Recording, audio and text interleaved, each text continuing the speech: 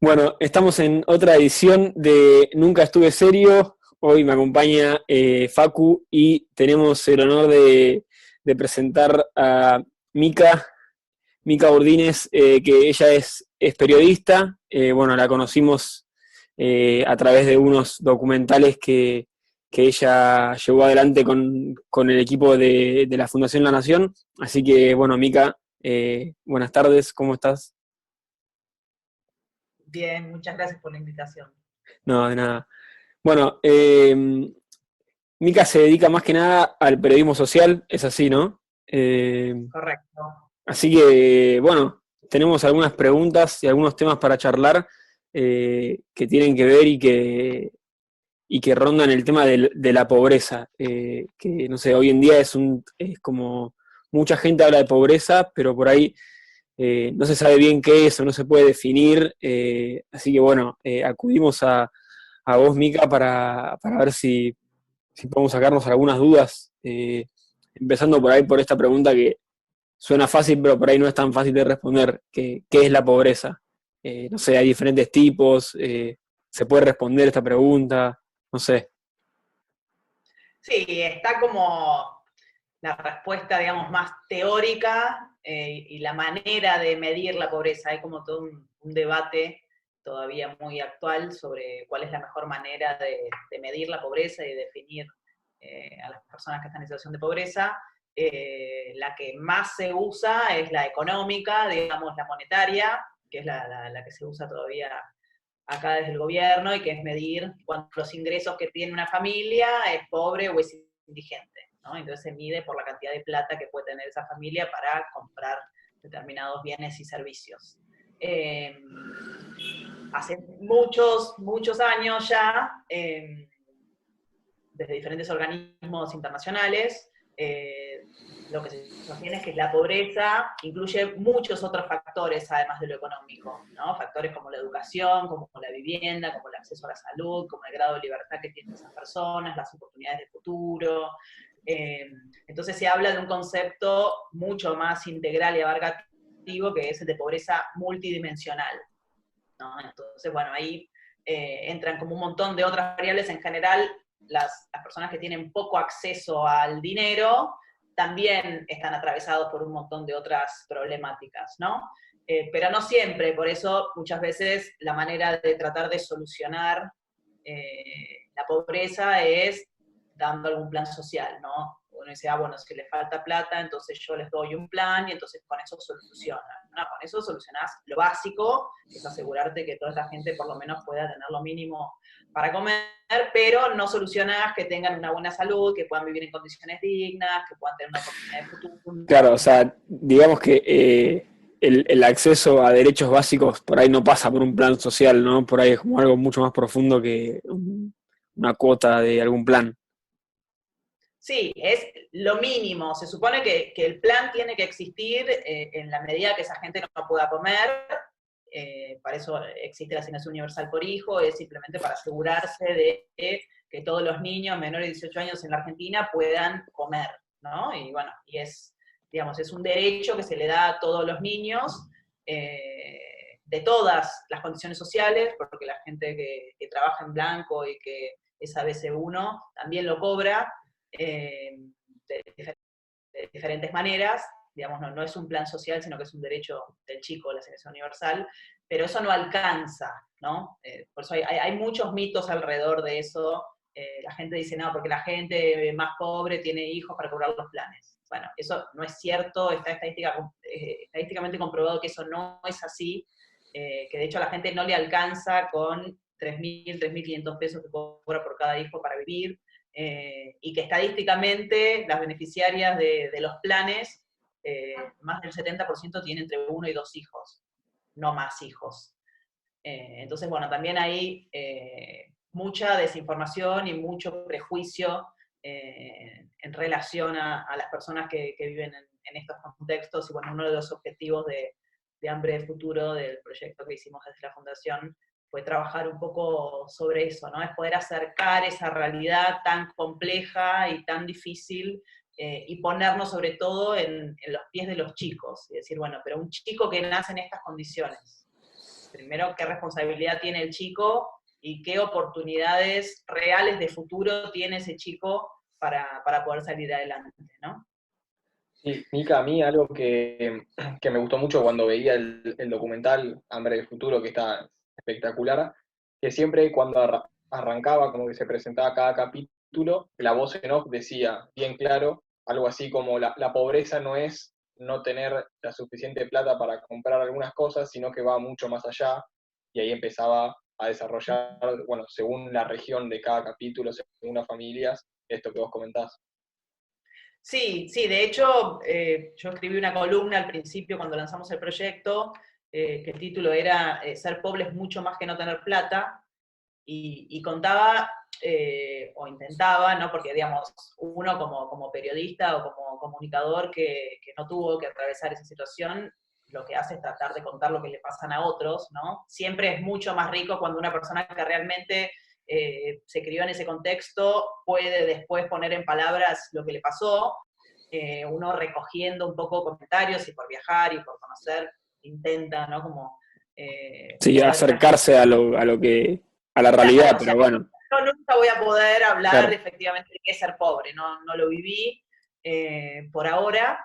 Entonces, bueno, digamos, trato como de poner en palabras un poco lo que te cuentan estas familias, sobre todo el nivel de, por un lado, de desesperación, de angustia, de incertidumbre, ¿no? Hay cosas más, ¿no? Que uno puede sentirse como más cerca, o por lo menos decir, bueno, yo entiendo lo que es no poder tener un baño. Bueno, sí, uno lo entiende como en la teoría, pero cuando vos estás ahí, ves en la práctica un chico de 5 años, nunca se pudo bañar con agua caliente, que es el encargado de darle de comer a los animales, que no puede ir a la escuela, que se queda sordo de un oído porque tuvo una otitis, pero no hay un médico en la zona, que tiene una discapacidad bueno, hay como tantas variables que se manejan en relación a qué significa ser pobre y cómo esa familia vive esa situación, padres que no tienen o que viven permanentemente con la angustia de no saber si te van a poder dar de comer a los hijos. Hay como muchísimas situaciones de un estrés cotidiano que realmente alguien que no está en esa situación no lo puede llegar a entender, ¿no? Entonces, bueno, es un poco, por lo menos, tratar de los que estamos en un lugar un poquito mejor, primero acercarnos a esa realidad, porque también eso pasa mucho, ¿no? Que son realidades dolorosas y son realidades difíciles, y hay que estar predispuesto para acercarse porque molesta, porque duele y porque, bueno, hay que hacerse cargo también, ¿no? De que, bueno, todos somos responsables de lo que pasa y todos podemos aportar para mejorar un poco la vida de otro. Che, Mica, y algo que se nombra mucho en el documental, pero también que se lee mucho, digamos, en los diarios o en la tele, que es cuando hablan de pobreza estructural. ¿A qué se refieren? ¿Qué significa? ¿Qué conlleva vivir en la pobreza estructural? Mira, la pobreza estructural, a lo que se refiere sobre todo es a esa pobreza que se transmite de generación en generación. Digamos, es esa pobreza que uno podría llamar crónica, ¿no? Que son familias y familias y familias de gente que vive realmente una situación marginal por diferentes motivos, y que está completamente excluida del sistema formal.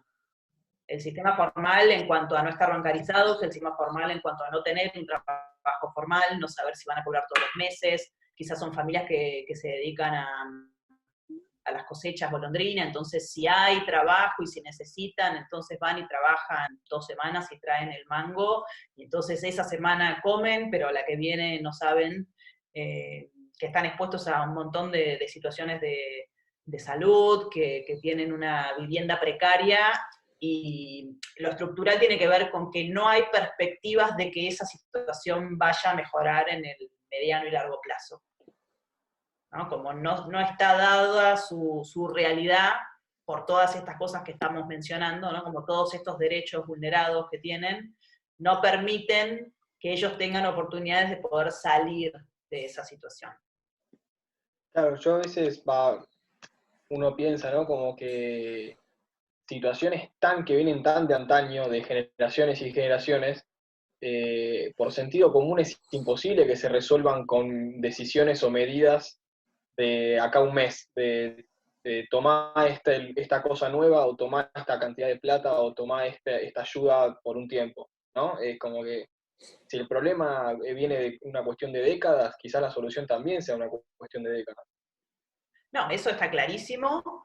Te diría que con la asignación o con algún plan, uno lo que puede evitar es que esa familia se muera de nutrición, ¿no? Y que quizás si tienen ese ingreso, los chicos no tengan que trabajar, entonces como no tienen que trabajar, pueden ir a la escuela, ¿no? Como, creo que eso es como lo mínimo.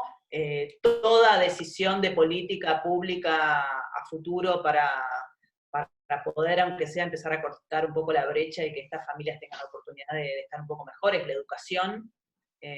Si algo vimos a través de los viajes de Hambre de Futuro por todo el país, fue familias de padres analfabetos o que apenas habían terminado la primaria, digamos, con el recorrido educativo interrumpido por circunstancias de necesidad en la vida, apostando o poniendo como prioridad que sus hijos terminen el colegio, y con hijos que habían terminado la secundaria y que quizás estaban haciendo una carrera universitaria, ¿no? Como que tienen muy en claro que la única manera de salir de esa situación, o de por lo menos apostar a un futuro mejor, es que sus hijos estudien.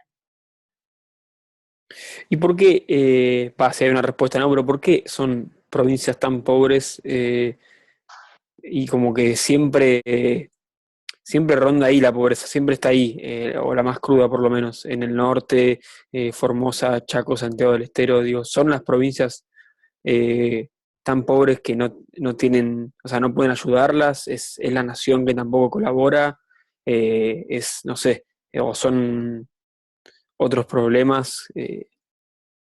No, hay un poco, hay diferentes motivos, ¿no? Pero digamos, en realidad, si uno piensa en términos de números, de masa, digamos, de personas en situación de pobreza, hay más acá en Ciudad de Buenos Aires, en las villas y en el conurbano, que en Chaco, Formosa, ¿no? O sea, en términos porcentuales, ¿no? Hay más porcentaje de familias en situación de pobreza en esas provincias que acá. Si miramos en números concretos, como viven muchísimas más personas acá, hay más pobreza acá. Son distintos tipos de pobreza. En el norte hay algo más vinculado con el desarrollo, digamos, de esas provincias. Son provincias más pobres, donde los desarrollos económicos de esas provincias también son menores, y donde también hay un tema geográfico, de acceso al agua, de temas de calor, de menos infraestructura, menos caminos, ¿no? Sobre todo en Santiago del Estero, Chaco. Si te fijas en Salta, que es una provincia mucho más desarrollada históricamente, el índice es un poco más bajo. Obviamente en las zonas rurales, todos los lugares donde sean rurales, sobre todo en el norte, tienen menos acceso a servicios y a inversión en esos lugares, ¿no? En el sur, por ejemplo, que hay mucha menos densidad poblacional, están bastante mejor, tienen problemáticas vinculadas con, obviamente, con el frío, con la nieve, con la calefacción, pero tienen desarrollos productivos más desarrollados, tienen cría de animales, ¿no? Como que ahí hay pequeñas economías que todavía funcionan. Entonces, en el sur del país la pobreza es mucho menor, hay menos cantidad de gente, pero igual son como provincias más ricas, y en el norte es donde se concentra la mayor parte de la pobreza. Mica, te hago una pregunta que me surgió viendo los distintos capítulos del documental. Me llamó mucho la atención que ustedes hablan mucho con los niños y las niñas de las distintas regiones, y hay una pregunta como, algunas preguntas que les hacen a todos, digamos, las mismas, y una es, ¿qué quieren ser de grandes? A mí me llamó mucho la atención que en la zona del NEA, eh, las provincias que mencionaba Rami, casi todos dicen que quieren ser docentes de grandes. Y por ejemplo, en la zona más en las afueras de Rosario y por la zona más pampeana, los chicos que charlaban con ustedes decían que querían ser policías, pero fue como se notaba mucho que todos querían lo mismo en un lado y todos querían lo mismo en otro lado, otra cosa. No sé si hay una explicación o por dónde viene. Mira,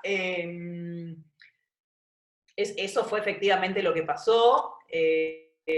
No sé si fue como tan marcado en un lugar una cosa y en otro otra. Te diría que en todo el país, la gran mayoría de los chicos, más del 90%, nos contestó que quería ser o policía, o gendarme, o docente, ¿no? Estuvimos investigando porque dijimos por qué quieren ser eso, y te diría que hay como varias respuestas. Primero, porque es lo único que tienen cerca, ¿no? Como las posibilidades reales de estudio que tienen son esas. Si quisieran ser arquitectos o si quisieran ser abogados, más allá de que no conocen a ningún abogado ni a ningún docente, y sí conocen a un maestro y sí conocen a un policía, ¿no? Como digamos, su aspiracional es lo que conocen, ¿qué es eso, para empezar? Después, si lo quieren estudiar, es lo que tienen más a mano, porque si no se tiene que ir a otra provincia, con todo lo que eso implica, un chico de 17, 18 años, cómo se traslada, dónde vive, qué paga un alquiler, ¿no? Bueno, es un desarraigo que para ellos es como bastante complicado. Y después, en el caso de, bueno, es lo que tiene mayor salida laboral en esos lugares. Si ellos, y que les piden menos formación, digamos, ellos terminan el secundario y para anotarse para ser policía o gendarme, de hecho, en el momento en el que ellos empiezan a anotar, empiezan como a cobrar algo mínimo, pero les empiezan a pagar. Entonces, bueno, para ellos no es algo fácil de estudiar dentro de todo, son 2 años, 2, 3 años, cobran y casi que tienen trabajo asegurado. Con los docentes pasan lo mismo. Entonces, en general, el aspiracional tiene que ver mucho con eso, con lo que conocen, que también para nosotros era una manera de preguntarles qué quieren ser cuando sean grandes y cuál es tu sueño. Un poco lo que mostraba era, bueno, cuál es el techo que tienen, ¿no?, estos chicos en estos lugares. Porque, bueno, las oportunidades son mucho más cerradas. Si ese chico se quisiera trasladar a Buenos Aires para estudiar, la complejidad que tiene que encarar es tan grande que en general no lo hace, y que son muchos los que terminan cayendo incluso en una carrera terciaria, ¿no? Mica, ¿y cuál es el rol o la participación de las organizaciones sociales, sobre todo en el norte del país, que vimos que como que vos charlabas con un montón? Organizaciones sociales también con algunas organizaciones religiosas. eh, Uh-huh. ¿Cuál es su trabajo o en qué ayudan ellos ahí? ¿Por qué hay tanta presencia? No, bueno, el trabajo de las organizaciones es vital. Yo siempre digo que para mí no reemplazan el rol del Estado, que obviamente que es indelegable. Creo que si no existieran las organizaciones sociales, todas estas familias estarían en muchísimo peor situación, ¿no? Me parece que cada uno tiene que aportar desde su lugar, y que si pueden trabajar de manera articulada, mucho mejor.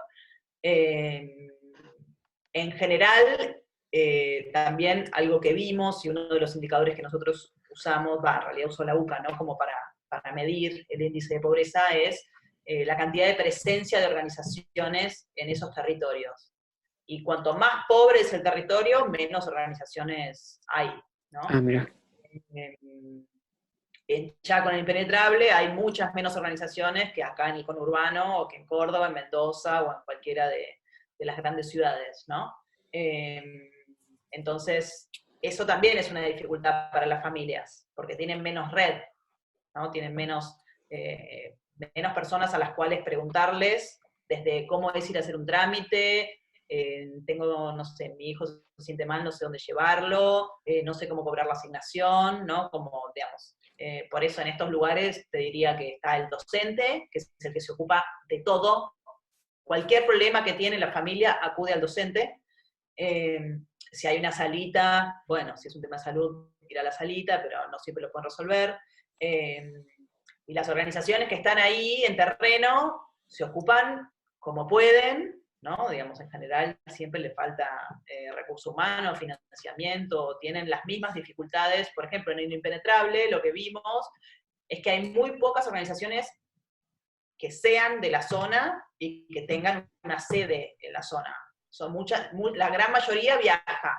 Son organizaciones de acá de Buenos Aires o de otras provincias, comprometidas, y que hacen 2, 3, 4, 5 viajes al año, pero es muy difícil sostener una organización en Impenetrable justamente porque estás en el medio de la nada, por el aislamiento, ¿no? Como hay mucha, la misma dificultad logística que tiene la gente que vive ahí, Claro. la tienen que implementar las organizaciones que quieren colaborar con la zona.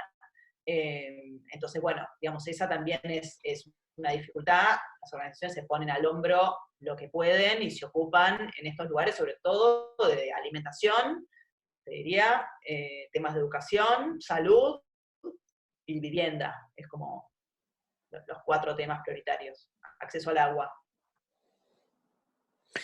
Mica, perdón. No, dale.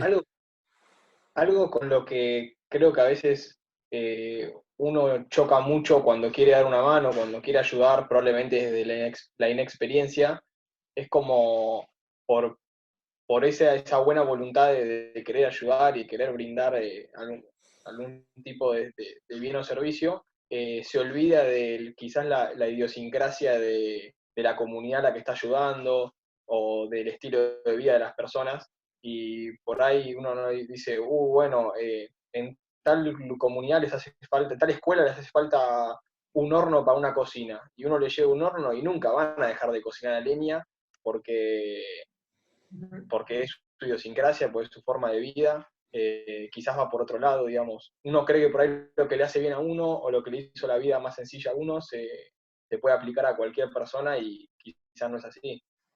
Sí, creo que ese es uno de los grandes aprendizajes para todos en general, digamos, para uno como persona. Para mí, en cuanto a periodista y comunicadora, nosotros fuimos siempre con la consigna muy clara de que queríamos hacer hablar a los protagonistas, de que les íbamos a preguntar a la comunidad, a ellos, cuáles eran los principales problemas que tenían, y quizá nosotros íbamos a priori con una idea de decir, bueno, lo que más necesitan son baños, ponele, y para ellos el baño era la prioridad número 50, ¿no? Como tenían otras necesidades. Y eso también fue muy interesante de ver. Y creo que en lo que tiene que ver con las organizaciones y en lo que tiene que ver con la política pública, quedó muy, muy claro que la única manera de poder ayudar a esas comunidades es con las comunidades, es consultando que las respuestas de solución incluyan a las comunidades, porque son ellas las que están ahí, son ellas las que van a llevar adelante la mejora que sea que se propongan, que cuando viene una respuesta de afuera, ellos no lo toman, o porque no tiene que ver con su cultura, o porque no formaron parte de eso. Hay gente que va y les dona computadoras y no tienen electricidad, y vos decís, bueno, pero a nadie se le ocurrió preguntarles, no, sí, está bien, computadora en algún momento necesitan, pero primero necesitan capaz, no sé, un panel solar, o otra cosa. Entonces creo que ahí falta todavía como un diálogo, primero de lo básico de preguntar y después de entender una idiosincrasia, sobre todo en Chaco. Yo volví como muy, muy conmocionada con la brecha cultural que hay. No solo por el idioma, sino por costumbres completamente diferentes. Nosotros hicimos una nota para unos hermanos huérfanos que estaban en una casa. Es terrible esa nota. Pero esos chicos, por ejemplo, eran unos chicos que ellos vivían en una casa de material con los padres. Sí, los sí. dos padres se murieron. Y en la cultura wichi, cuando se muere un familiar, ellos creen que el espíritu queda en la casa. Y que entonces ellos se tienen que ir de la casa. Un poco para honrar a la persona y porque como que no toleran la angustia de que esté el espíritu ahí dando vueltas, entonces se tienen que ir. Y esa casa no la puede habitar ningún otro wichi, ni nadie, queda deshabitada. Entonces tienen que empezar de cero, dejan una casa en perfecto estado y tienen que empezar de cero a poner palitos y adobe para armarse una casa de cero. Entonces cuando uno está planteando la posibilidad de pensar una solución habitacional para la gente que vive ahí en el monte, hay que ver cuál es la mejor manera. Claro. Que esté de acuerdo a sus creencias y su cultura. Sí, sí. Che, Mica, y una pregunta. Dejando de lado todas estas cosas por ahí más tristes que son del aislamiento o la falta de de accesos a derechos básicos. ¿Qué es lo que vos viste como positivo de estas comunidades que te llevas, que te dieron a vos, o que pudiste encontrar ahí que por ahí en otro lado, o que no te imaginabas, o que te sorprendió? Muchísimas cosas, por suerte. Primero, esto de la apuesta por la educación de los hijos. Segundo, la felicidad y la generosidad con la que te reciben las familias.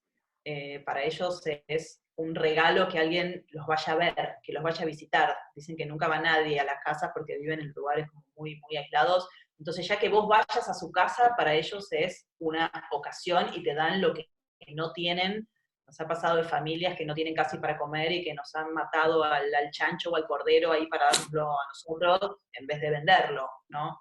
Yo que soy vegetariana, tuve que comer el cordero porque la familia lo carneaba ahí para que nosotros, Claro. como tajo, ¿no? Y que es un montón para ellos. O sea, te están diciendo un montón con eso. Y después te diría el amor que tienen por su lugar, por sus culturas, sobre todo en el monte santiagueño, eso lo vimos un montón. Los chicos no son conscientes de la falta de acceso a derechos que tienen. Ellos vivieron toda su vida así, están acostumbrados a eso. Quizá les gustaría tener, no sé, una pelota, una bicicleta, ¿no? Como algo más de chico, como el regalo material. Claro, un juguete, claro. Pero no conocen otro mundo, no saben capaz que hay un baño de material y que ellos pueden tirar una cadena. Eso no lo vieron nunca. Entonces, no es que aspiran a otra cosa. Y mucho amor por la naturaleza, por su lugar, por las costumbres, por los animales, por el monte.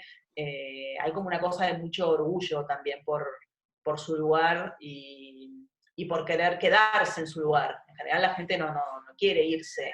Y creo que uno de los reclamos que nosotros hacemos a través del programa es esto, ¿no? Que la importancia de poder buscar soluciones de desarrollo local para que las familias y los chicos especialmente puedan tener un futuro en sus lugares, ¿no? Que es donde nacieron y donde quieren estar. Mica, te hago una pregunta más o un pedido más que una pregunta mientras vamos viendo acá unas imágenes del documental Hambre de Futuro del que formaste parte, que está muy bueno. Vos, Mica, orientaste tu vocación, tu profesión, toda tu vida a lo que es la búsqueda de la igualdad de oportunidades, ¿no?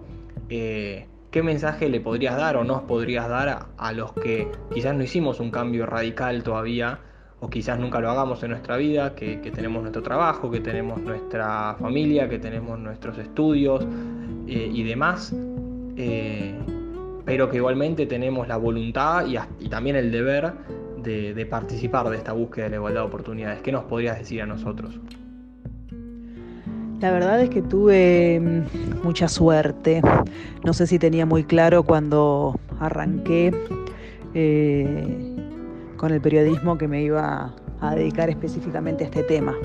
Tuve la suerte de conseguir trabajo en la fundación del diario que se dedicaba a cubrir temas sociales y bueno, a medida que fui haciendo notas, conociendo gente, visitando los barrios, entrando en las casas, en las cárceles, a partir de conocer su realidad y sus historias, fui aprendiendo un montón de cosas y sintiendo la necesidad de darles más voz y de transformar, si se puede, de a poco su realidad. Eso en lo que tiene que ver conmigo. Y en lo que tiene que ver con las otras personas, les diría a todos que cada uno puede ayudar desde su lugar, que no hay que fundar una fundación o ser voluntario en algún lugar para ayudar, sino que todos podemos de diferentes maneras, desde nuestra profesión o en nuestro día a día, en nuestro metro cuadrado, diría, ayudar a una persona que lo necesita. Yo siempre hablo como de una actitud de estar más atentos a lo que puede estar necesitando cualquier persona que tenemos cerca, que no solo puede ser algo económico o material, sino que puede ser algo afectivo o emocional, desde un abrazo, una mirada, un consejo.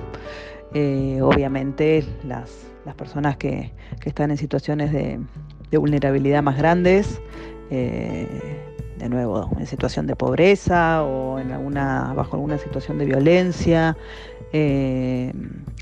son a las que más les cuesta salir adelante y las que más necesitan, ¿no? Pero bueno, uno puede comprometerse de diferentes maneras, y lo bueno es poder sostener ese compromiso. Eso sería como el último concepto, que no sea algo por única vez, que el impulso quede solo en eso, sino que cada uno pueda asumir el compromiso que pueda sostener en el mediano y largo plazo, porque bueno, esos son vínculos duraderos y está bueno eso, ¿no? Como animarse a comprometerse, a seguir, sobre todo porque el que más sale ganando es uno. Así que bueno, esa es mi invitación para todos. Bueno, hasta acá llegamos. Muchas gracias, Mica. La verdad, un placer escucharte.